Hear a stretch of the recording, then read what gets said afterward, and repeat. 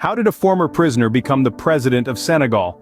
Now that's a question that has intrigued many. Bassirou Diomaye Faye, a man with a rather unique background, has risen to the highest office in Senegal. Before becoming the president, Faye was a tax inspector, a profession far removed from the world of politics. But what's more surprising is that Faye was in prison just before the elections. Senegal, a country known for its peaceful democratic transitions, faced an unusual period of political turmoil. The presidential election was postponed not once, but twice, with the final date set for March 24, 2024. The outgoing President Macky Sall's decision to delay the elections sparked widespread protests and accusations of an institutional coup. Furthermore, key opposition figures including Ousmane Sonko and Karim Wade were barred from running in the election. These actions raised concerns about declining civil liberties and fairness in the process. Amidst this upheaval, Bassirou Diomaye Faye emerged as a beacon of hope for many. Against all odds, Faye emerged victorious in a heated election, promising a new dawn for Senegal. Faye's journey to the presidency was not a stroll in the park. Senegal's political landscape was riddled with tension and uncertainty.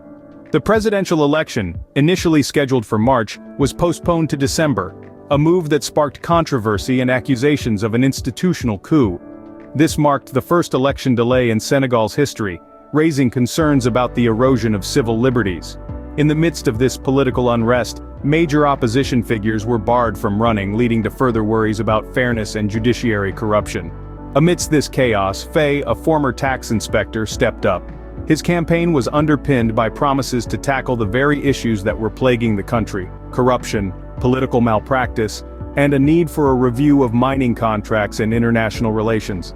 Despite the turmoil and the odds stacked against him, Faye secured an outright majority, marking a significant moment in Senegal's democratic history. This was not just a victory for Faye but a triumph for the Senegalese people, who yearned for change and believed in his vision for a transparent, reformed Senegal.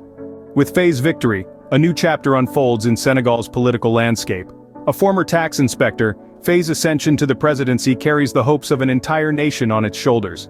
His campaign promises of battling corruption, reforming political practices, and reviewing mining contracts have resonated with the people, sparking optimism for a transparent and accountable administration.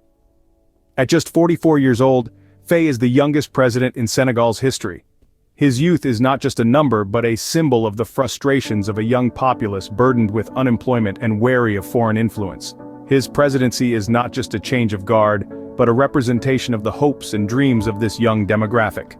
Faye, a left-wing Pan-Africanist, brings with him a renewed focus on economic reforms.